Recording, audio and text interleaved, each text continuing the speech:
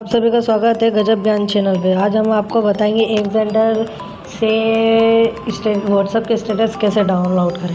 सबसे पहले तो आप चैनल पर नए तो चैनल को सब्सक्राइब कर दीजिए, बेल आइकन को दबा दीजिए, लाइक का बटन दबा दीजिए और कमेंट करके बताइए कि वीडियो कैसे लगी। तो चलो आज हम इस टॉपिक पर बात करते हैं। तो सबसे पहले गाइस आपको एक्सेंडर ओपन करना है। ये हमने एक्सेंडर ओपन कर दिया।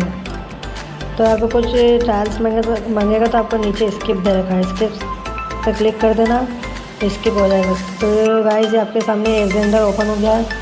तो गाइस आपको यहाँ पे पहले सोशल नीचे की साइड देखना, आपको सोशल दिख रहा होगा, सोशल पे क्लिक करना है। क्लिक करने के बाद ये दोस्तों ये मेरा स्टेटस आ गया, क्योंकि मेरा ऑलरेडी ये एक्सेंडर से कनेक्ट है व्हाट्सअप। तो आपको ये कनेक्ट करना, आपको कनेक्ट करना हो तो ये कनेक्ट ऑप्शन पर क्लिक करना। तो गाइस मेरे पास दो व्हाट्सअप है, आप कोई सा भी व्हाट्सअप ले सकते हैं। जैसे कि मेरे पास मैं फर्स्ट वाला व्हाट्सअप ले सकता हूँ। ये फर्स्ट वाला ऑप्शन व्हाट्सअप ले लिया मैंने। फिर मैंने जैसे कोई सा भी स्टेटस देख लिया, जैसे मैंने ये वाला स्टेटस देखा।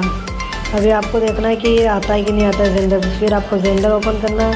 जेंडर ओपन करने के लिए देखिए गाइस ये आ गया। फिर आपको डाउनलोड्स दिख रहा है, डाउनलोड्स क्लिक करना है। तो ये गाइस ये डाउनलोड हो गया।